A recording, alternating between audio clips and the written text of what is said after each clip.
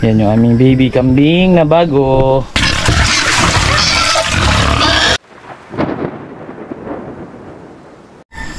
Morning po. Ngayon ay meron kaming baka pinapakawalan, no, doon sa isang lambat natin na malawak. Ina-observe ko rin kung hindi makakalabas. Tingnan natin sana hindi makalabas, kasi pag okay sila doon, pwedeng doon pakawalan. Tapos pwede rin bigyan ng napier grass. Apart! Tuntog part! Preroy!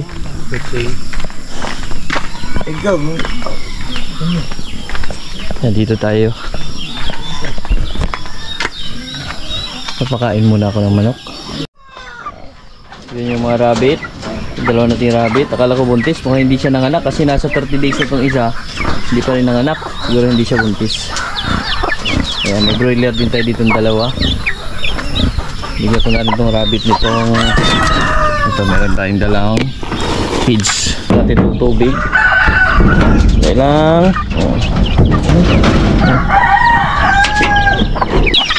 galing na manok. Nalaglag yung magic booster ko. Ayan, mais. Kain natin na mais itong mga alaga natin.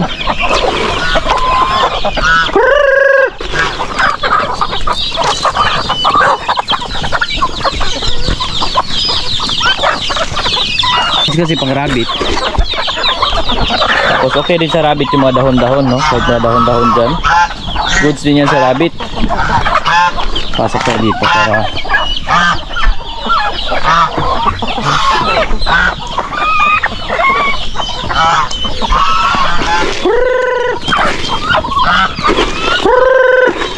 yung iba nito naglabasan na,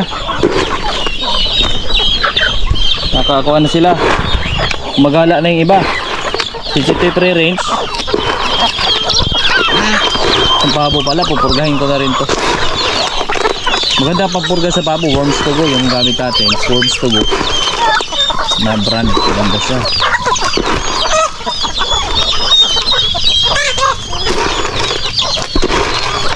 Medyo konti lang binibigay natin pakain, pero mamaya ay busog na yan sila kasi magala yan sila. Since pre-range sila, ang target ko nga sa umaga konti, kasi hapon medyo madami-dami na kasi patulog na sila eh.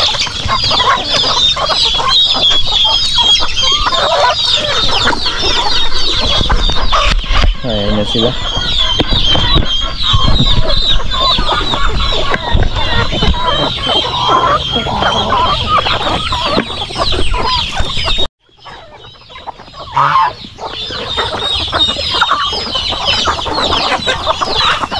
So, napakabilis kumain ng mga alaga natin ngayon. Mais, na-miss nila itong mais. Matagal ko rin kasing hindi nabigyan ng mais itong mga alaga namin. Ngayon mais, gustong gusto nila. Yung sisyo na, bigyan ko na ng chick booster yung mga sisyo dito sa kabila.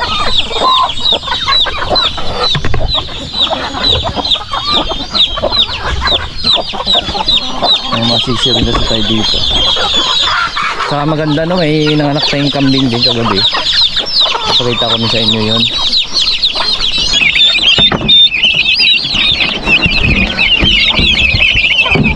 Yung tubig nila may palitan niya.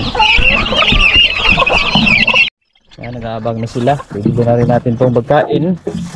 Feed booster naman yung binibigay ko sa kanila. Kaya paubos na ito, bibili na naman tayo siguro.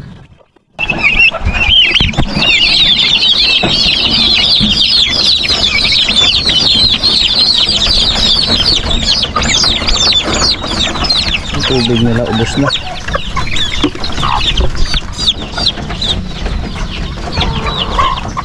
Ang laki-laki na rin sa mga sisyo natin ang pato.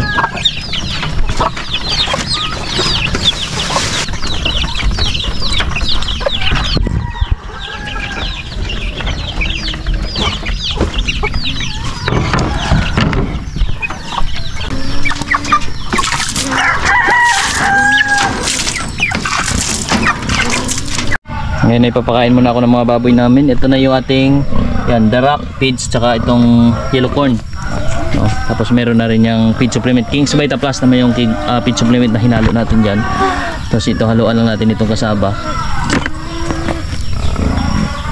Tapos yung sunod naman, yan kangkong naman, since continue na yung kasaba namin, ito naman yung susunod na ipapakain sa mga baboy sa next na kainan, may hapon.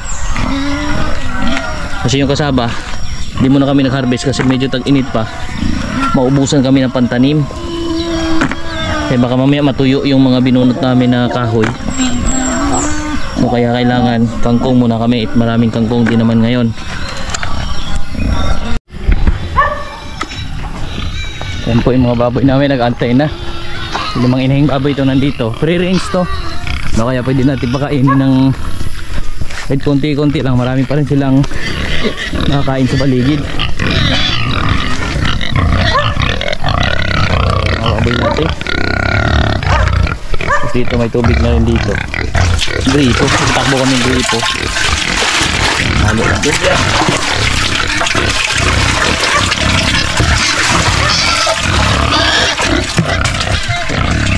Tubig niya maganyan pa kasi nasa ilalim yung darak.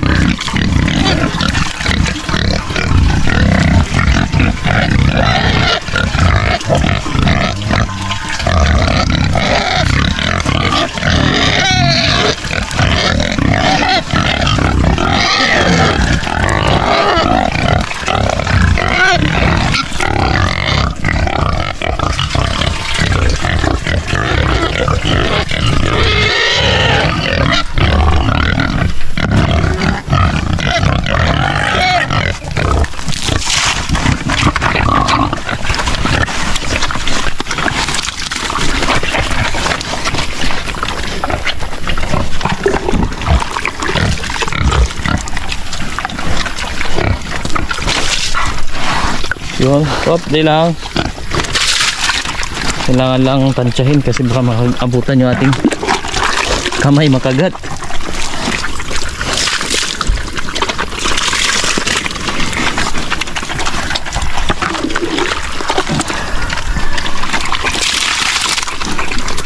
Dagdagan ko ito ng tubig kasi malakas magtubig ng baboy natin. Yun, itong tag-init.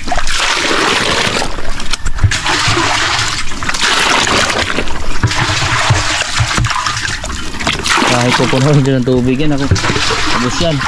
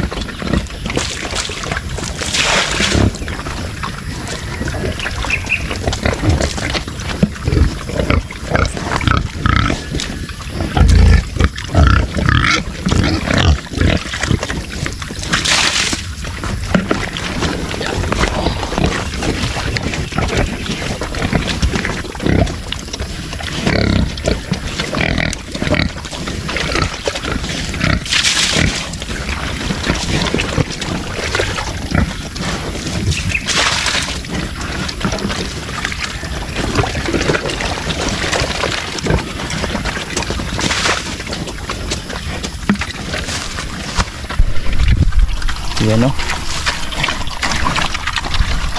kasaba, may maraming darak feeds.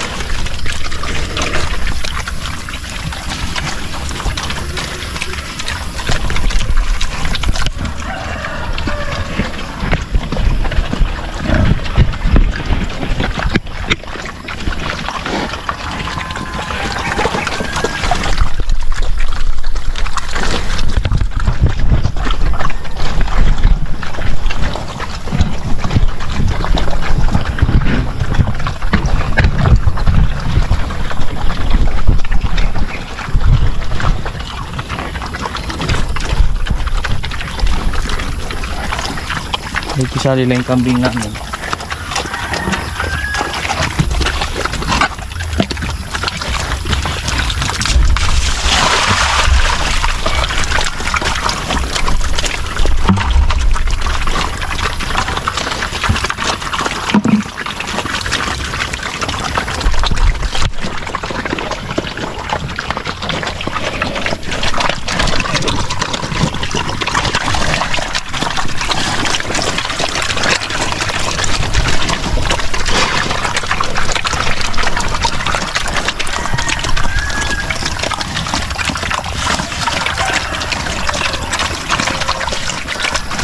Pati kambing oh, ikain din dito.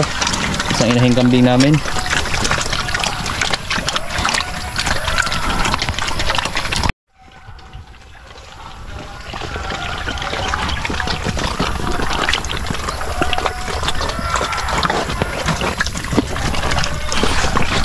Yung kambing kumakain din ng kasaba.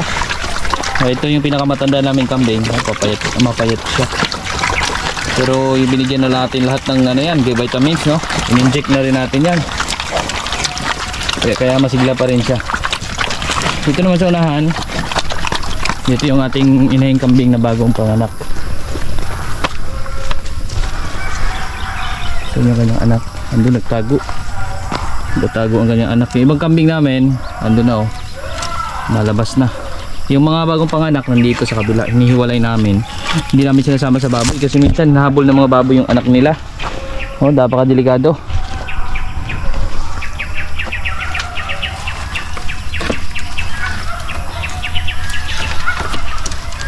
Ayan. Ayan, linisin na naman natin tong kuan mamaya. Tong area. Ayan yung mga anak nilang kambing, puro lalaki. Yan o, ito yung nauna, noong January ito pinanganak. Nasa 3 months na yan. Ito, mga 2 weeks. Yan din, 2 weeks. Ito yung kakapanganak lang to. Yan.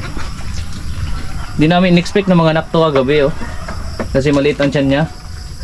Kaya yung dede niya hindi ganun kalaki, di tulad nito. Ayan yung baby oh. Tatago pa. So ayan.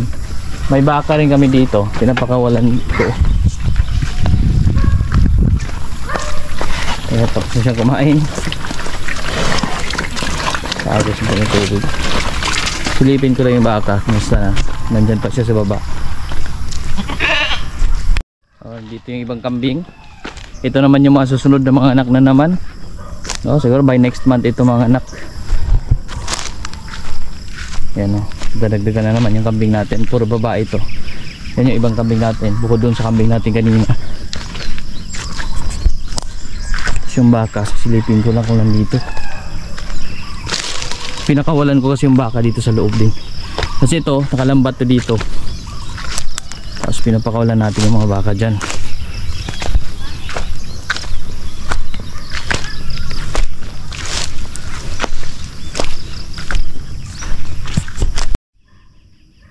Ayun yung isang baka doon sa dulo. So okay naman yung baka natin. Hindi naman siya lumabas sa lambat. Ayun o. Ayun yung baka namin. Nandun pa rin siya. So okay lang yan siya dyan. Ayan o. Magaling. Doon papakainin. Tapos aakyat din yan pag uminom.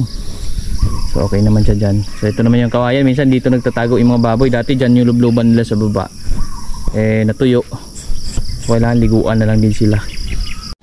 Yan yung aming baby kambing na bago. Ayan si Meme. Kakulay ng mami niya. Pero may white lang siya. Yan yung iba nating kambing. Yung mga anak din. Sama-sama sila dito. Ito naman malaking anak niya. Kaya pwede na siya dyan sa kabila. Ito January. Ito March. End of March ito. Kasi ito April.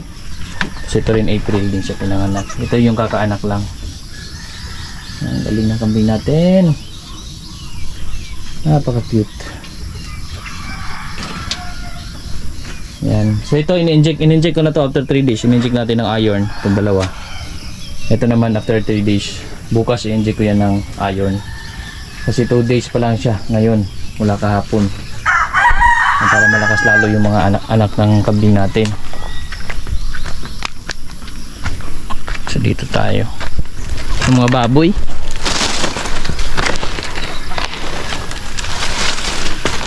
Mga baboy namin. Ayan. Yan na sila. Tapos nang kumain. Hindi suminggoy oh. Ang kambing na kumakain din ng kasaba.